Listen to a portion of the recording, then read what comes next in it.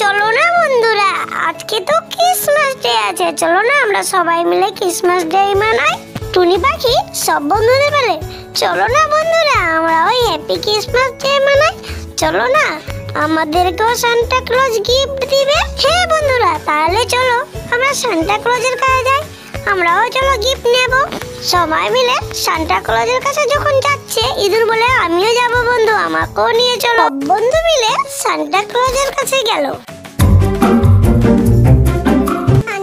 Santa Claus, তুমি কি বাচ্চাদের খুবই ভালোবাসো শুনলাম? হ্যাঁ, আমি তো বাচ্চাদের খুবই ভালোবাসি। তুমি নাকি বাচ্চাদেরকে গিফট দাও? হ্যাঁ, তোমরা তো ঠিকই শুনেছো, তোমরাও কি গিফট নেবে?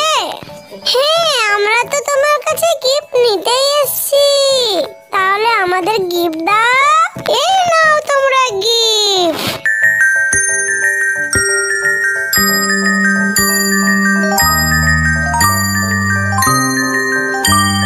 সব বন্ধুরা নিজের নিজের গিফট নিয়ে সান্টা ক্লজের সঙ্গে হ্যাপি ক্রিসমাস ডে মানালো।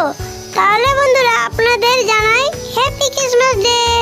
গল্পটি কেমন লাগলো কমেন্টে জানাবেন। গল্পটি যদি ভালো লাগে লাইক করবেন, শেয়ার করবেন আর সাবস্ক্রাইব করবেন। দেখা হচ্ছে আরেকটা নতুন গল্পের সাথে। Happy Christmas day.